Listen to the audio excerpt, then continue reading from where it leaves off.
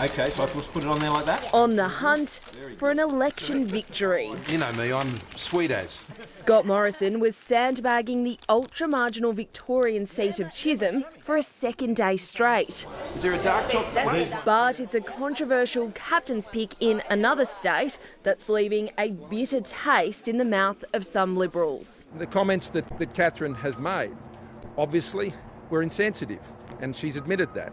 Catherine Deves was the Prime Minister's pick in Warringah, who's been forced to apologise twice for offensive and transphobic comments that have surfaced in the past week.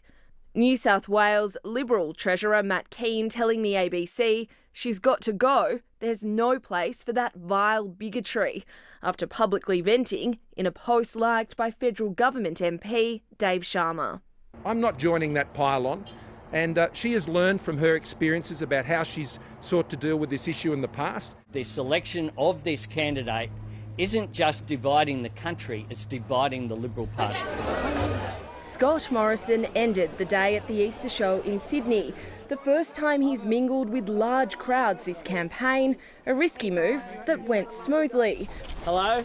While Anthony Albanese headed north to Queensland, where voters abandoned Labor at the last election. On the offensive at a medical facility in the coalition-held seat of Leichhardt. You can see what's happening. After a shaky start to his campaign, today he sought to set the agenda and put some heat back on Scott Morrison, sharpening a commitment to establish a national integrity body. That's ultimate transparency. Highlighting the Prime Minister's failure to establish the watchdog he promised at the last election and his attempts to blame Labor for it. Somehow it's the Labor Party's fault that he hasn't introduced legislation into a National Anti-Corruption Commission. It fails the laugh test, but it also fails the integrity test.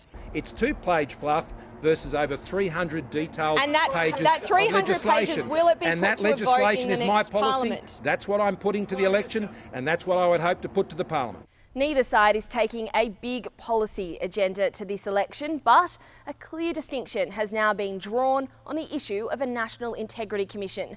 The Prime Minister's apparent reluctance to establish a watchdog could have an influence in inner city seats where Liberals are facing challenges from independents campaigning on this very issue. Stephanie Dalzell, ABC News, Canberra.